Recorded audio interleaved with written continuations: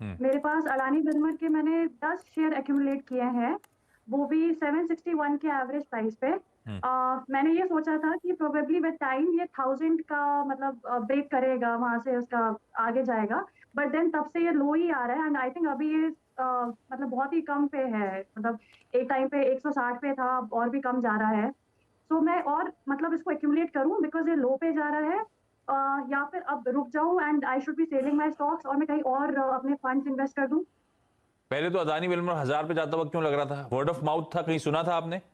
Kind of word of mouth आप कह सकते हैं। हाँ, नहीं ठीक है, ये बीच में चला भी बहुत था, जब बहुत अच्छी रेटिंग हो रही थी तो यही बात निकल रही थी कि अदानी विल्मर तो 1000 जाएगा, 4 डिजिट का स्टॉक हो जाएगा। मैंने पहले और कई अडानी सारे विल्मर रिटेल में इस ज्यादा चक्कर में, हाँ ये फैक्ट है, किया और था। चला भी। लिस्टिंग के बाद बहुत हाँ, सॉलिड रीरेट भी हुआ था। बिल्कुल और अब बिल्कुल। राजेश सर, अब क्या करूं? मेरी एवरेज बाइंग हो गई 761 की, 140 रुपए पर शेयर में लॉस कर रहा हूं। मैंने शायद उस मोमेंटम को चेस करने के लिए स्पेसिफिकली अदानी विल्मर लिया था, मेरे ख्याल से उसके फंडामेंटल्स पे कॉल नहीं था, लेकिन अब फंस गया गले में, क्या करना है? देखिए, पहले तो जब वो वर्ड ऑफ माउथ या टेक्निकल्स पे या ट्रेडिंग के नज़रिए से आपने स्टॉक खरीदा है, तो जैसे कि हम बार बार कहते हैं, स्टॉप लॉस लगाना चाहिए था। अब आते हैं इसके फंडामेंटल्स और दूसरी चीज़ों पे। तो कंपनी बहुत अच्छी है, ब्रांड इनके बहुत स्ट्रांग है। फॉर्च्यून ब्रांड के नाम से इनके खाद्य पदार्थ पहले सिर्फ एडेबल ऑयल्स में थे, अब दूसरे प्रोडक्ट्स भी लॉन्च कर रही है। ये जो दिक्कत आई ना पिछले 4-5 महीने से, जो स्टॉक 800 से करेक्ट करके 560 550 तक आया, वो इस वजह कर आया क्योंकि एक तो तेल के दामों में बहुत बढ़त हुई, फिर उसके बाद सरकार की तरफ से दिक्कत आया कि आपको दाम घटाने होंगे, पहले 10 रुपये, फिर अभी परसों की बात है, अलग अलग वेराइटीज़ में उन्होंने 5 रुपये से लेकर 30 रुपये तक की कट देखी है। तो इस वजह से थोड़ी दिक्कत है। और दूसरा, ये स्टॉक एएसएम कैटेगरी में चला गया था, जहां पर ट्रेडिंग उतनी ज़्यादा होती नहीं है, इस वजह से ठंडा पड़ गया था। मुझे लगता है कि अगर लंबी अवधि के लिए रखा जाए तो ये स्टॉक आपको वापस 800 के लेवल्स दिखा सकता है आने वाले 1 साल में। तो इस वक्त तो इन्हें बने रहने की सलाह रहेगी। और जो नए पैसे की ये बात कर रही थी कि और ऐड कर लूँ क्या, तो उसके लिए मैं बेहतर विकल्प जो मैं हमेशा कहता आया हूँ, आईटीसी है, जो कि अगर पूरे एफएमसीजी पैक में देखा जाए तो वैल्यूएशन के लिहाज से इतनी बढ़त के बाद भी अभी भी सस्ते हैं।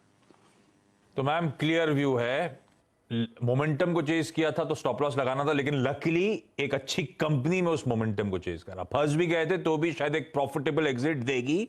होल्ड करिए अदानी विल्मर को, और नया पैसा अभी आ रहा है आपके पास, तो अदानी विल्मर में फर्दर ऐड नहीं करेंगे, किसी आईटीसी, वो एफएमसीजी का ही तड़का रखना है पोर्टफोलियो में, तो कोई आईटीसी एक बेहतर विकल्प। क्विकली एक एक क्वेरी और ले लेता हूं आप दोनों की। कीर्ति मैम, अगला सवाल क्या है?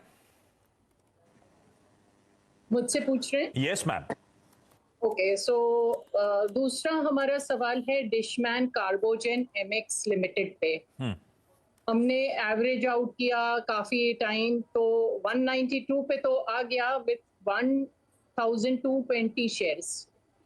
1220, ये क्या हर गिरावट पे खरीदते रहे आप, ऐसा हुआ क्या? हाँ, कुछ ऐसा ही हुआ था। ओए बाप रे, तो बहुत ज्यादा एक्यूमुलेट कर दिया आपने।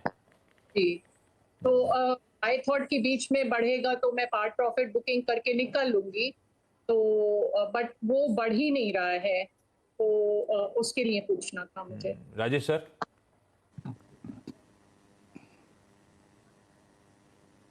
देखिए, मेरे हिसाब से इसमें बने रहना चाहिए, क्योंकि क्रैम्स में इनकी बहुत अच्छी अपॉर्चुनिटी है। चौथी तिमाही में लॉस आए थे, लेकिन आने वाले दिनों में अच्छा परफॉर्म कर सकती है।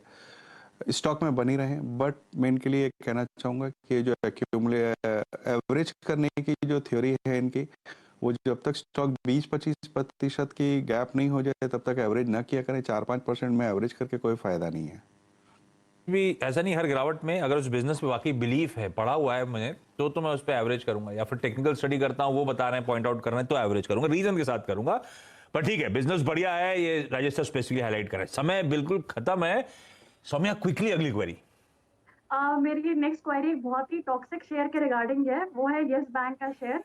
हाँ। जो पहले मैंने 42 रुपीज में 100 लिए जब खबर आई थी कि गिरने वाला है, एंड मुझे समझ आ गया था कि मैं गलत जगह इन्वेस्ट कर दिया। तो मैंने फिर से जब इसका एफपीओ आया 2019 में, हाँ। मैंने फिर से इसके वो 1000 शेयर लिए 12 रुपए पे, थिंकिंग कि कम से कम 12 से 20 पे तो आ जाएगा, थोड़ा मेरा लॉस कम हो जाएगा। तो अगर बेन सिचुएशन नहीं हुई तो एटलीस्ट मुझे लॉस नहीं होगा। तो अब इसका बताइए मैं क्या करूं?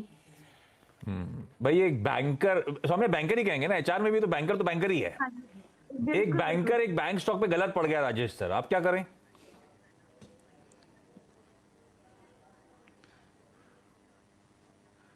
मैं भी एग्जैक्टली यही बोलने वाला था कि आप तो खुद बैंक में हैं। एनीवेज, बनी रहे स्टॉक में। अब इस भाव में बेच के भी क्या करेंगे, लेकिन अगर ये इसमें टर्न अराउंड होता है जो कि नंबर्स में दिख रहा है तो मुझे लगता है कि अच्छा रन अप दे सकता है, बट अवधि आपको लंबी रखनी पड़ेगी और ऐड मत करिएगा। ठीक है।